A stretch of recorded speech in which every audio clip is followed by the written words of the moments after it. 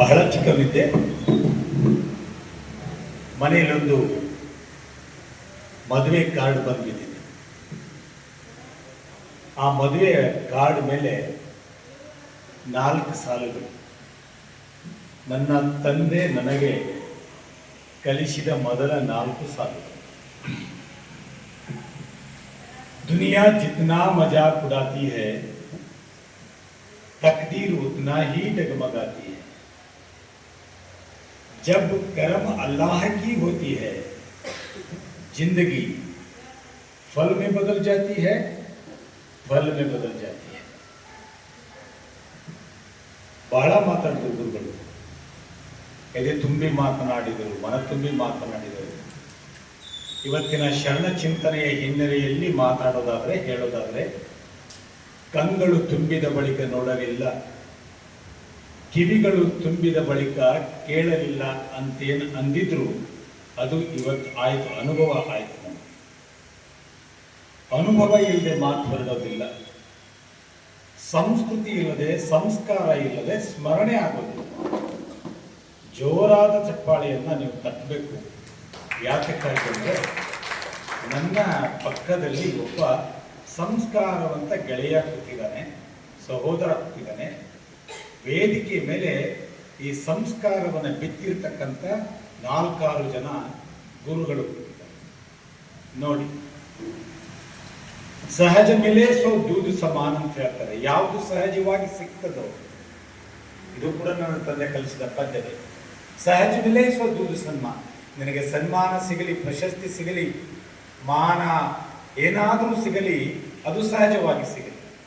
ನನಗೆ ಇವತ್ತಿನ ಈ ದೈವ ಇದೆಯಲ್ಲ, ಗುರು ಬಸವರಾಜೇಂದ್ರ ನಗರದಲ್ಲಿ, ಈ ಮಠದಲ್ಲಿ, ಇವತ್ತು ಭೀಮಾ ತೀರದಲ್ಲಿ ಸಿಕ್ಕಿರ್ತಕ್ಕಂಥ ಈ ಏನು ಒಂದು ಬಳಗ ಇದೆ, ಇದು ಸಹಜವಾಗಿ ಸಿಕ್ಕಿರ್ತಕ್ಕಂಥದ್ದು. ಇದು ಹಾಲಿಗೆ ಸಮಾನ. ನನಗೆ ಗೊತ್ತಿರಲಿಲ್ಲ, ನನ್ನ ಪಕ್ಕದಲ್ಲಿ ಕುಳಿತಿರ್ತಕ್ಕಂಥ ಸುರಪುರವರು ನನ್ನ ತಂದೆಯ ಕ್ಲಾಸ್ಮೇಟ್ ಆಗಿದ್ರು ಅಂತೆ. ನನಗೆ ತಿಳುವಳಿಕೆ ಇರಲಿಲ್ಲ. ಎಂ ಗಂಗಾಧರಯ್ಯನವರು ನಮ್ಮ ತಂದೆಯ ಹತ್ರ ಬಂದು ಪದ್ಯಗಳನ್ನು ತಿದ್ದಿಸಿಕೊಳ್ತಾ ಇದ್ರು ಅಂತೇಳಿ. ಹೀಗೆ ಯಾವುದು ಗೊತ್ತಾಗದೆ ನನಗೆ ದಕ್ಕಿತೋ ಅದು ಬಹಳ ದೊಡ್ಡದು ಮತ್ತು ಶ್ರೇಷ್ಠವಾದದ್ದು. ಇಂಡಿ ತಾಲೂಕಿಗೆ, ಇಂಡಿಯ ಈ ನೆಲಕ್ಕೆ ಬರಬೇಕು ಅಂತಕ್ಕಂಥ ಆಸೆ ಇದ್ರೂ ಕೂಡ ಅವಕಾಶ ಸಿಕ್ಕಿರಲಿಲ್ಲ. ಆಸೆ ಎಲ್ಲರಿಗೂ ಇರ್ತದೆ, ಅವಕಾಶಗಳು ಎಲ್ಲರಿಗೂ ಸಿಗೋದಿಲ್ಲ. ಆದರೆ ಇಂಥದೇ ಒಂದು ಇದನ್ನ ನನ್ನ ಗುರುಗಳು, ಯಾರು ಸಿದ್ದೇಶ್ವರ ಶ್ರೀಗಳು, ಯೋಗಸ್ಥ ಅಂತ ನನ್ನೊಂದು ಕೃತಿ ಬಂದಿದೆ. ಆ ಕೃತಿಗೆ ಇನ್ನೊಂದು ಶೀರ್ಷಿಕೆ ಸಂತೆಯಿಂದ ಸಂತನೆಡೆಗೆ. ಈ ಬದುಕು ಒಂದು ದೊಡ್ಡ ಸಂತೆ. ಇದರಿಂದ ಅವಾಗ ಬಿಡಿಸ್ಕೊಂಡು ಚಡಚಾಡ ಬುಧವಾರ ಸಂತಿಗೆ ಹೋದಂಗೆ ನಾವು ಅಪ್ಪಗಳ ಕಡೆ ಹೋಗಿದ್ದೀವಿ, ಸಿದ್ದೇಶ್ವರ ಶ್ರೀಗಳ ಕಡೆ ಹೋಗಿದ್ದೀವಿ. ಇವತ್ತು ನೆಮ್ಮದಿಯಿಂದ ಕೂತಿದ್ದೀವಿ, ನೆಮ್ಮದಿಯಿಂದ ಬದುಕಿದ್ದೀವಿ ಅನ್ನೋದಕ್ಕೆ ಕಾರಣ ಬೆಂಗಳೂರಿನಲ್ಲಿ ವಿಧಾನಸೌಧ ಕಟ್ಟಿದ್ದಾರೆ ಅಂತನೂ ಅಲ್ಲ, ಎದುರುಗಡೆ ಮಿನಿ ವಿಧಾನಸೌಧ ಕಟ್ಟಿದಾರೋ ಅಂತನೂ ಅಲ್ಲ, ಬಸ್ಸುಗಳು ಸಮಯಕ್ಕೆ ಸರಿಯಾಗಿ ಓಡ್ತದೆ ಅಂತನೂ ಅಲ್ಲ. ಬದಲಾಗಿ ನಮ್ಮ ಮಧ್ಯೆ ಇರ್ತಕ್ಕಂಥ ಸಂತರು ನಮ್ಮ ಬದುಕಿಗೆ ಇಂಥ ಶಾಂತತೆಯನ್ನು ಮತ್ತು ಶಾಂತತೆಯನ್ನು ಒದಗಿಸಿರ್ತಾರೆ. ಅದಕ್ಕಾಗಿ ನಾವು ಕೊಡ್ತಿರ್ತೇವೆ. ಇವತ್ತಿನ ಬಹಳ ದೊಡ್ಡ ಆಕರ್ಷಣೆ ಯಾವುದು ಅಂದರೆ 2 ಮಹತ್ವದ ಫೋಟೋಗಳು. ವನಿ ಸಿದ್ದೇಶ್ವರ ಸ್ವಾಮೀಜಿ, ಇನ್ನೊಂದು ಗೆಳೆಯರಾಗಿರ್ತಕ್ಕಂಥ, ಸಹೋದರರಾಗಿರ್ತಕ್ಕಂಥ ರಾಘವೇಂದ್ರ ಕುಲಕರ್ಣಿ ಅವರ ಶಂಕರರಾವ್ ವೆಂಕಟರಾವ್ ಕುಲಕರ್ಣಿ ಅವರ ತಂದೆ ಒಂದು ಪದ ಅಷ್ಟೇ. ಲೋಕದ ಯಾವ ತಂದೆಯೂ ನಮ್ಮ ತಂದೆಯಾಗಬಹುದು, ಅರಿವಿನ ಕಣ್ಣುಗಳಿದ್ದರೆ. ನನ್ನ ತಂದೆ ಹೇಳ್ತಾ ಇದ್ದೆ, ಬಸ್ ಸ್ಟ್ಯಾಂಡ್ನಲ್ಲಿ ಕೂತ್ಕೊಂಡು ಯಾವುದೋ ತಾಯಿ ಯಾರ್ದೋ ಮಗಳಿಗೆ ಹೇಳ್ತಿರ್ತಾರೆ, ಅದು ನಿನ್ನ ತಾಯಿ ಅಂದ ತಕ್ಷಣ ಅದು ನಿನ್ನ ತಾಯಿನೇ. ಜ್ಞಾನ ಬಾಗಿಲಿನಿಂದ ಬರಬೇಕಾ, ಬೆಳಕಿನಿಂದ ಬರಬೇಕಾ, ಸೂರ್ಯನಿಂದ ಬರಬೇಕಾ, ದೀಪದ ಮೂಲಕ ಬರಬೇಕಾ ಪ್ರಶ್ನೆ ಅಲ್ಲ, ಬೆಳಕು ಬರಬೇಕಷ್ಟೇ. ಇವತ್ತು ಈ ಸಭಾಭವನದಲ್ಲಿ ಶಂಕರರಾವ್ ವೆಂಕಟರಾವ್ ಕುಲಕರ್ಣಿ ಅವರ ಮೂಲಕ ನಾನು ಮತ್ತು ವೇದಿಕೆ ಮೇಲಿರ್ತಕ್ಕಂಥ ಅನೇಕ ಬೆಳಕಿನ ಕಿರಣಗಳು ಇಲ್ಲಿ ಬರಲಿಕ್ಕೆ ಸಾಧ್ಯ ಆಗಿದೆ. ಇವತ್ತು ಅವರ ಸಂಸ್ಮರಣೆಯ ದಿನ, ಸ್ಮರಣೆಯ ದಿನ. ನಾನು ಇಲ್ಲಿ ಬರಬೇಕಾದ್ರೆ ಹಿಂದಿನ ಕಾರ್ಯಕ್ರಮ ಮುಧೋಳದಲ್ಲಿತ್ತು. ಮುಧೋಳದಲ್ಲಿ ಕಾರ್ಯಕ್ರಮದಲ್ಲಿ ಬಂದಂಥ ಒಬ್ಬ ಅತಿಥಿಗಳು ಬಸವೇಶ್ವರ ವಿದ್ಯಾವರ್ಧಕ ಸಂಘದ ಆಡಳಿತಾಧಿಕಾರಿಗಳು ಅವರು ಒಂದು ಮಾತನ್ನು ಹೇಳಿದರು. ನಿನ್ನೆ ಮೊನ್ನೆ ಧಾರವಾಡದಲ್ಲಿ ಒಂದು ಘಟನೆ ಘಟಿಸಿದೆ. ಒಬ್ಬ ತಂದೆ ತೀರ್ಕೊಂಡಿದ್ದಾರೆ. ಒಂದು ಮನೆ, ಆ ಮನೆಯಲ್ಲಿ ಒಬ್ಬ ತಂದೆ ತೀರ್ಕೊಂಡಿದ್ದಾರೆ. ಆದರೆ ಅವರು ತೀರಿಕೊಂಡಿದ್ದು ನಿನ್ನೆ ಅಲ್ಲ, ಮೊನ್ನೆ ಅಲ್ಲ, 4 ವರ್ಷಗಳ ಹಿಂದೆ ತೀರ್ಕೊಂಡಿದ್ದಾರೆ. ಆದರೆ ಅಲ್ಲಿ ಅವರು ತೀರ್ಕೊಂಡಿದ್ದಾರೆ ಅಂತ ಈ ಸುದ್ದಿ ಯಾರಿಗೂ ಗೊತ್ತಾಗಿಲ್ಲ. ಏನಿದೆ ಅರ್ಥ? ಇವತ್ತು ಮಕ್ಕಳು ವಿಶ್ವವಿದ್ಯಾಲಯದಲ್ಲಿ ಇರಬೇಕು, ಇವತ್ತು ಮಕ್ಕಳು ವಿದೇಶಗಳಲ್ಲಿ ಇರಬೇಕು, ನಮ್ಮ ಮಕ್ಕಳು ಬೆಂಗಳೂರುಗಳಲ್ಲಿ ಇರಬೇಕು. ಆದರೆ ಅವರೊಂದು ಪ್ರಶ್ನೆಯನ್ನು ಕೇಳಿದ್ರು ವೇದಿಕೆಯಲ್ಲಿ, ನಮ್ಮ ಮಕ್ಕಳು ನಮ್ಮ ಮಕ್ಕಳಾಗಿ ನಮ್ಮ ಪಕ್ಕದಲ್ಲಿರುವುದಕ್ಕೂ, ನಮ್ಮ ಮಕ್ಕಳು ಇನ್ನಾವುದೋ ಕಂಪನಿಯ ರೆಪ್ರೆಸೆಂಟೇಟಿವ್ಗಳಾಗಿ ಹೊರದೇಶದಲ್ಲಿರುವುದಕ್ಕೂ, ಇದರಲ್ಲಿ ಸಂಸ್ಕೃತಿ ಯಾವುದು, ಸಂಸ್ಕಾರ ಯಾವುದು ಅಂದರೆ ನಮ್ಮ ಜನರನ್ನ ಸೇರಿಸಿ ನಮ್ಮ ತಂದೆ ತಾಯಿಗಳ ಸ್ಮರಣೆಗಳನ್ನು ಮಾಡ್ತಾ ನಮ್ಮ ಪಕ್ಕದಲ್ಲಿ ಏನು ನಮ್ಮ ಮಕ್ಕಳು ಇರ್ತಾರಲ್ಲ, ಅವರು ನಿಜವಾದ ಮಕ್ಕಳು, ಅವರು ಸಂಸ್ಕಾರವಂತರು. ಇವತ್ತಿನ ಈ ಕಾರ್ಯಕ್ರಮದಲ್ಲಿ ನಡೆದಿರೋದು ಅಂತ ಒಂದು ನಾನು ಹೇಳ್ತಿದ್ದೆ. ರಾಘು, ನಾನು ಬರ್ತೇನೆ, ಯಾಕಂದ್ರೆ ಒಂದು ಶರೀರದಲ್ಲಿ, ಒಂದು ಮನಸ್ಸಿನಲ್ಲಿ ನೆನಪಿನ ಒಂದು ಎಡೆ ಇರ್ತಿರ್ತದೆ. ಅದು ಇವತ್ತು ನಿನ್ನೆದಲ್ಲ. ಸುಮ್ಮನೆ ಹೋಗ್ತಾ ಒಂದು ಪ್ರಯೋಗ ಮಾಡಿ ನೋಡಿ. ರಸ್ತೆ ಮೇಲೆ ಇರ್ತಕ್ಕಂಥ ಯಾವುದಾದ್ರೂ ನಾಯಿಯ ಬೆನ್ನಿನ ಮೇಲೆ ಕೈ ಆಡಿಸಿ ಹೋದ್ರೆ 20 ವರ್ಷಗಳ ನಂತರವೂ ಕೂಡ ಅದು ತನ್ನ ಸ್ಮರಣೆಯನ್ನ ಎಚ್ಚರವಾಗಿಟ್ಕೊಂಡಿರುತ್ತೆ. ಈಗ ನನಗೆ 52 ವರ್ಷ. 52 ವರ್ಷದಕ್ಕಿಂತಲೂ ಮೊದಲಿನ ಒಂದು ವರ್ಷ ಇತ್ತಲ್ಲ, ಫಸ್ಟ್ ಇಯರ್, ನಾನು ಹುಟ್ಟಿದ 1971ರಲ್ಲಿ. 71ರಲ್ಲಿ ನನ್ನ ತಂದೆ ಚರ್ಚನಕ್ಕೆ ಬಂದರು.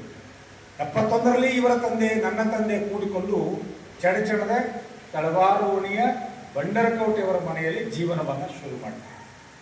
Was such A nice person, was such A kind heart.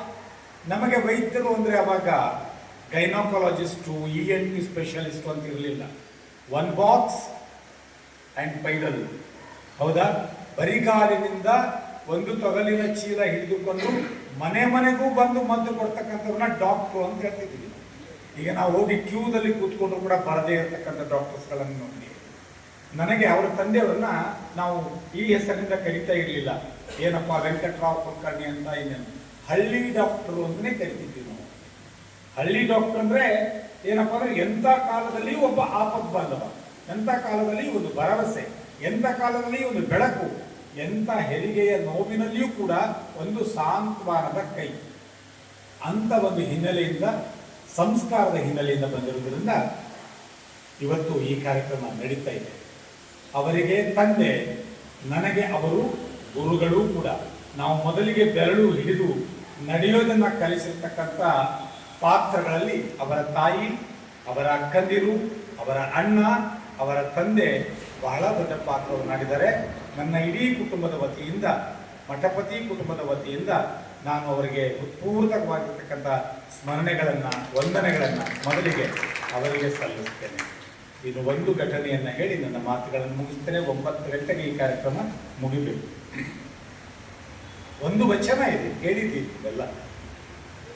ಹಬ್ಬಕ್ಕೆ ತಂದ ಹರಕೆಯ ಕುರಿ ತೋರಣಕ್ಕೆ ತಂದ ತಳಿರ ಮೇಯಿತ್ತು, ಅಂದಂದೆ ಹುಟ್ಟಿತ್ತು, ಅಂದಂದೆ ಬಂದಿತ್ತು, ಕೊಂದವರುಳಿದರೆ.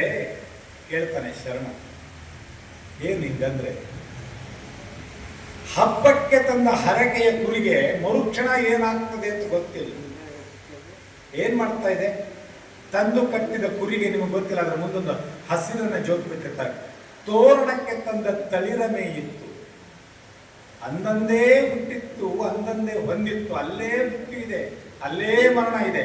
ಸರಿ, ಇಂಥ ಕುರಿಯನ್ನ ಕೊಂದು ತೀಗಿ ನಾವು ನೆಮ್ಮದಿ ಪಟ್ಟೆ ಅಂತ ಯಾರಾದರೂ ಅಂದ್ಕೊಂಡಿದ್ರೆ ಅವರಿಗೊಂದು ಪ್ರಶ್ನೆ ಹಾಕ್ತಾನೆ. ಏನಪ್ಪ ಅಂದ್ರೆ, ಕೊಂದವರು ಉಳಿದರೆ ಇಷ್ಟೆಲ್ಲ ಮಾಡಿದೀವ, ಸಿದ್ದೇಶ್ವರ ಪೊಳಿಸದೆ ತಿರುಗಾಡಿದ್ವಿ, ಅವ್ರನ್ನ ತಿಂದಿವಿ, ಅವರನ್ನ ಕೇಳಿದೀವಿ, ಓಕೆ, ಅವರನ್ನ ನೋಡಿದೀವಿ. ಈ ನೋಡೋದಂದ್ರೆ ಏನು, ಕೇಳೋದಂದ್ರೆ ಏನು, ತಿನ್ನೋದಂದ್ರೆ ಏನು?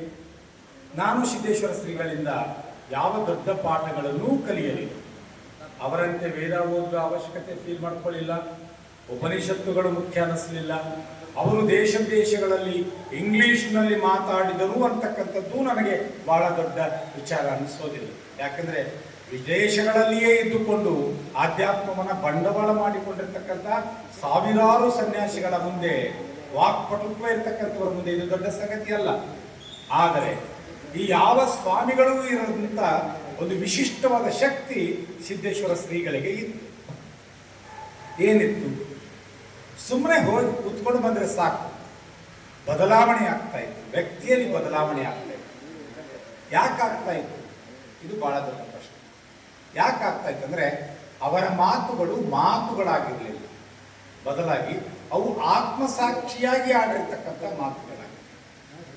ಒಂದು ಕ್ಷಣ ಹೀಗೆ ನೋಡ್ರಿ ಅಂದ್ರೆ ನಾವು ನೋಡ್ಲಿಕ್ಕೆ ಶುರು ಮಾಡ್ಲಿಕ್ಕೆ ನಮ್ಮೊಳಗೊಂದು ಹೀಗೆ ಅಂತಕ್ಕಂಥ ಪ್ರವಾಸ ಶುರು ಆಗ್ತಾ ಇದೆ. ನಿನ್ನೆ ನನ್ನ ಪಕ್ಕದಲ್ಲಿ ಗೆಳೆಯ ಕೂತಿದ್ದಾರೆ, ಡಾಕ್ಟರ್ ಸತೀಶ್ ಅಂತೇಳಿ. ಅವ್ರಿಗೊಂದು ಘಟನೆ ಹೇಳ್ತಾ ಇದೆ.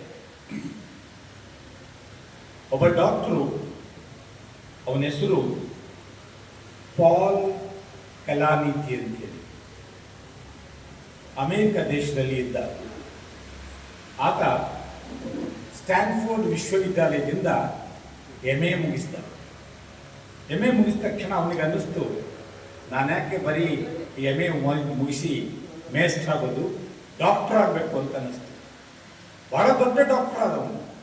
ಎಷ್ಟು ದೊಡ್ಡ ಡಾಕ್ಟರ್ ಅಂದರೆ, ಅವನು ನರಗಳ ತಜ್ಞ ಆದ. ಎಷ್ಟು ದೊಡ್ಡ ನರಗಳ ತಜ್ಞ ಅಂದರೆ, ತಲೆಯನ್ನ ಕತ್ತರಿಸಿ 20 ಗಂಟೆಗಳವರೆಗೆ ಕತ್ತರಿಸಿ ಮೆದುಳಿಗೆ ಆತ ಕೈ ಹಚ್ಚಿದರೆ ಆ ಮೆದುಳು ಜೀವಂತ ಆಗ್ತಾ ಇದೆ. ಅಷ್ಟು ಅದ್ಭುತವಾದ ಡಾಕ್ಟರ್. ಆದರೆ ಇಂಥ ಡಾಕ್ಟರ್ ಈ ಸಾಧನೆ ಮಾಡ್ತಾ ಮಾಡ್ತಾ ಮಾಡ್ತಾ ವಯಸ್ಸು ಎಷ್ಟಾಗಿತ್ತಂದ್ರೆ 37 ವರ್ಷ ಆಗಿತ್ತು.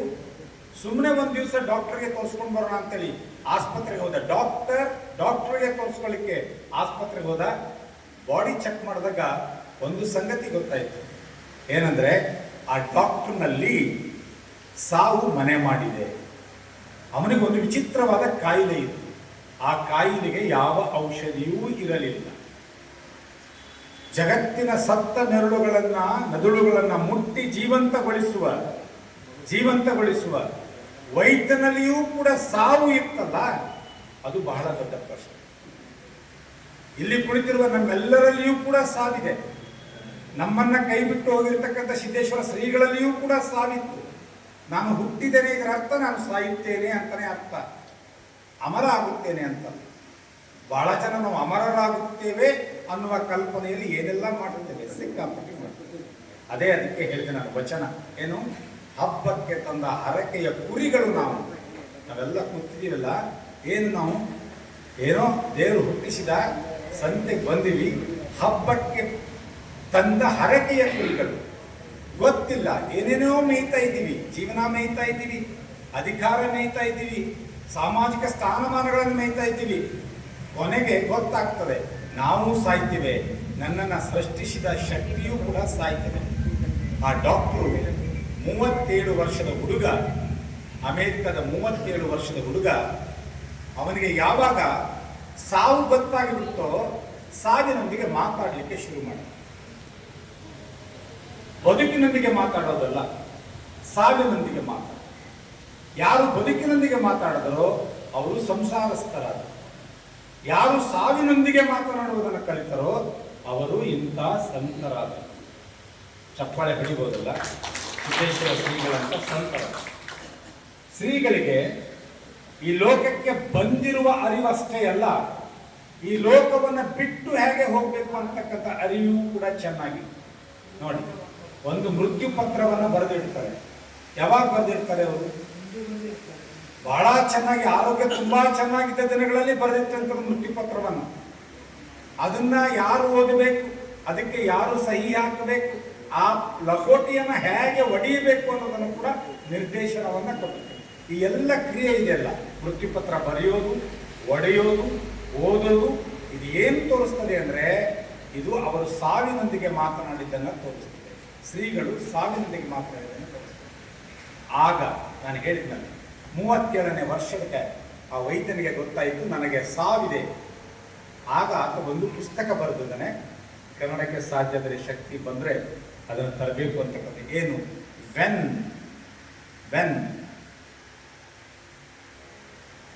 ಬ್ರೆತ್ ಬಿಕಮ್ಸ್ ಏರ್ ಅಂತೇಳಿ ಅದರ ಅರ್ಥ. ಯಾವಾಗ ಉಸಿರು ಗಾಳಿಯಾಗುತ್ತದೆ ಅದರ ಅರ್ಥ, ಆವಾಗ ಮನುಷ್ಯ ಪರಿವರ್ತನೆ.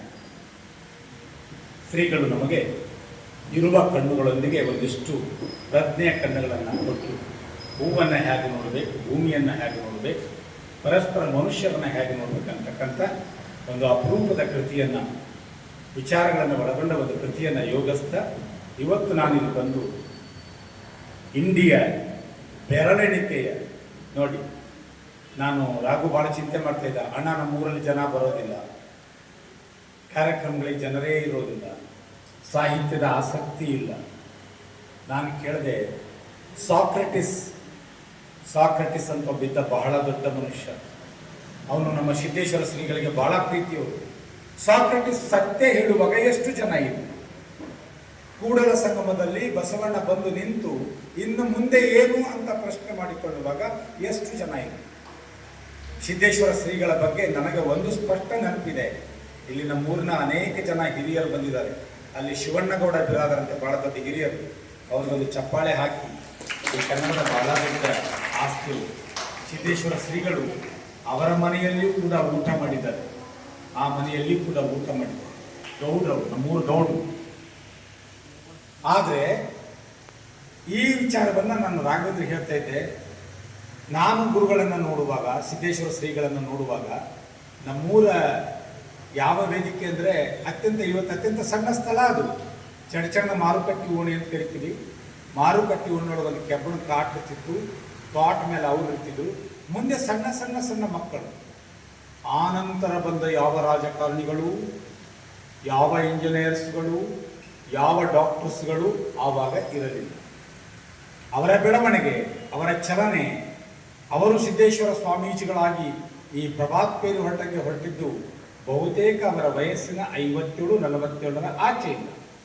ಅದಕ್ಕೂ ಮುಂಚೆ ನಮ್ಮ ಮಧ್ಯದ ಸರಳತೆಯ ಸೂತ್ರವನ್ನು ಕಲಿಸಿದ ಸಾಮಾನ್ಯ ಒಬ್ಬ ಸಂತ ಅಂತ ಒಬ್ಬ ಪುಣ್ಯಾತ್ಮರನ್ನ ಕುರಿತು ಯೋಗಸ್ಥ ಅನ್ನುವ ಒಂದು ಕೃತಿಯನ್ನು ನಾನು ಬರೆದಿದ್ದೇನೆ.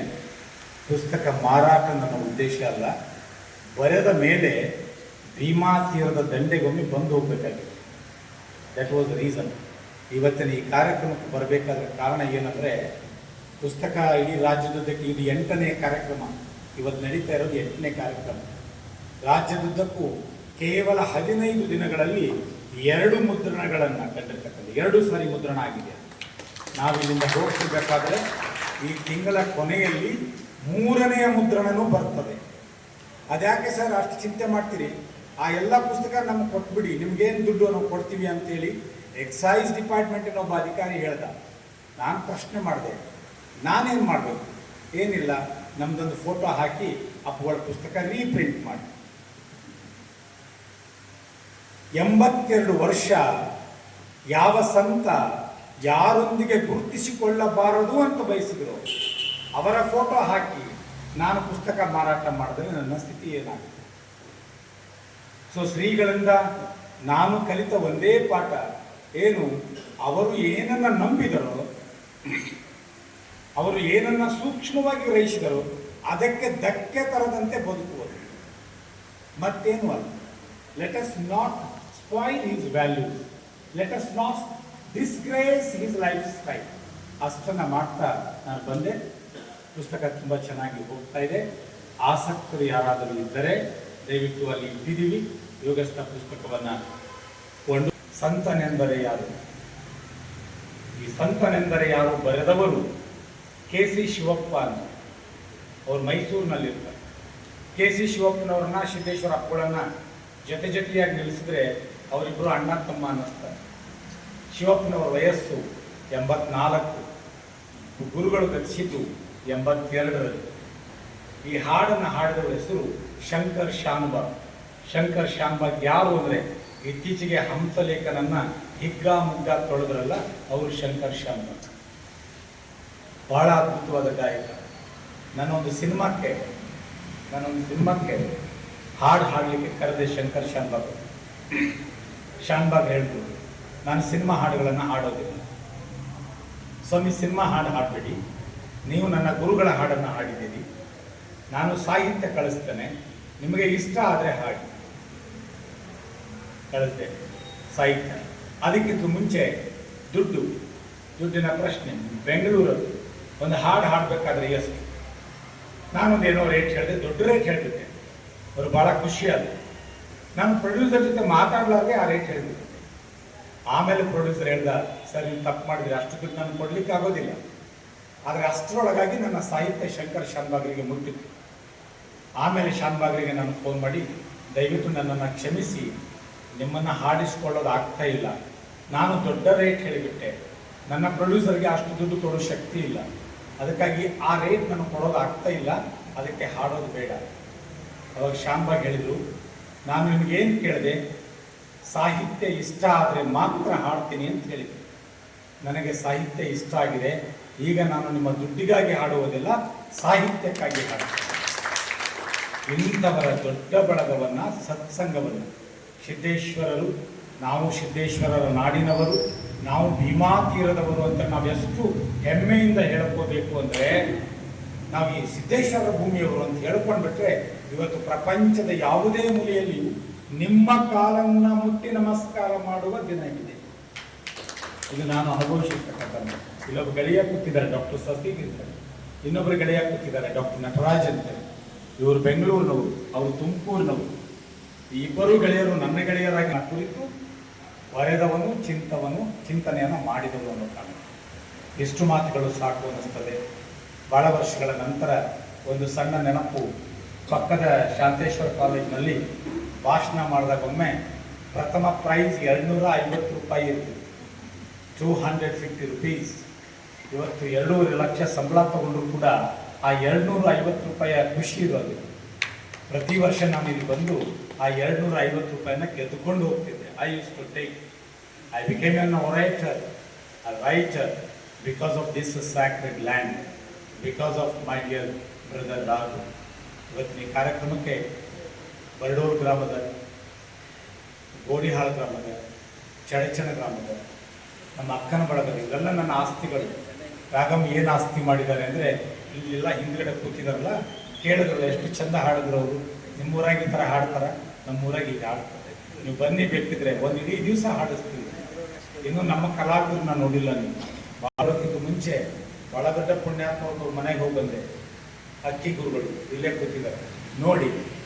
ನಮಗೆ ಒಂದು ತಾಲೂಕು ಸಾಹಿತ್ಯ ಸಮ್ಮೇಳನದಲ್ಲಿ ಕವಿತೆ ಓದಲಿಕ್ಕೆ, ಆದರೆ ಅಲ್ಲೊಬ್ಬರು ಇಲ್ಲೊಬ್ಬರು ವೇದಿಕೆ ಮೇಲೆ ಇಬ್ಬರು ರಾಷ್ಟ್ರ ಪ್ರಶಸ್ತಿ ಪಡೆದಿರ್ತಕ್ಕಂಥ ಶಿಕ್ಷಕರು ನಮ್ಮ ಮಧ್ಯೆ ಯಾರಂದ್ರೆ, ಇಲ್ಲಿಂದ ದಿಲ್ಲಿಗೆ ಧ್ವನಿ ಮುಟ್ಟಿಸೋದು ಸರಳವಾದ ಸಾಧನೆ ಅಲ್ಲ. ಇವರಿಬ್ಬರೂ ರಾಜ್ಯೋತ್ಸವ ಪ್ರಶಸ್ತಿ ಪಡೆದವರು, ಇವರಿಬ್ಬರು ಕೂಡ ರಾಷ್ಟ್ರಪತಿ ಪ್ರಶಸ್ತಿಯನ್ನು ಪಡೆದವರು. ನಮ್ಮಂಥ ಶಿಕ್ಷಕ ವೃತ್ತಿಯಲ್ಲಿರ್ತಕ್ಕಂಥವರಿಗೆ ಎಚ್ಚರಿಕೆಯ ಗಂಟೆಗಳು. ಓಕೆ, ಅವ್ರನ್ನ ಹೃತ್ಪೂರ್ವಕವಾಗಿ ನಾನು ವಂದಿಸ್ತೇನೆ, ಅಭಿನಂದಿಸ್ತೇನೆ. ನಮ್ಮೂರು ಕಲಾವಿದರನ್ನು ಈ ವೇದಿಕೆ ಮೇಲೆ ಸನ್ಮಾನಿಸ್ತೇನಪ್ಪ. ಅವರಿಗೆ ಇವತ್ತು ಒಂದು ಏನೋ ಸರ್ಟಿಫಿಕೇಟ್ ಕೊಡ್ತಿರಲ್ಲ, ಅವರಿಗೆಲ್ಲರಿಗೂ ಕೂಡ ಸರ್ಟಿಫಿಕೇಟ್ ವ್ಯವಸ್ಥೆ ಇದೆ. ಬೆರಳೆಣಿಕೆಯ ಇಂಡಿ ತಾಲೂಕಿನ ಗೃಹಸ್ಥರು, ವ್ಯಾಪಾರಸ್ಥರು, ಸಾಹಿತ್ಯಾಸಕ್ತರಿರ್ಬೋದು. ನೀವು ಕೇಳಿದ್ದು ಇಡೀ ಇಂಡಿ ನಗರನೇ ಕೇಳಿದಂತೆ. ಹಾಲಿಗೆ ತೆನೆ ಕಡಿಮೆ ಅಲ್ವಾ, ಒದಿ ಕುಡಿಯುವ ತೆನೆಗಳೂ ಕಡಿಮೆ, ಹಾಗೆ ನಾಗರಿಕ ಪ್ರಜ್ಞೆಗಳೂ ಕಡಿಮೆ. ಇವೆಲ್ಲ ಬಂದಿದ್ದೀನಿ. ನಿಮಗೆ ಅನಂತ ವಂದನೆಗಳನ್ನ ಹೇಳಿ ನನ್ನ ಮಾತನ್ನು ಮುಗಿಸ್ತೇನೆ.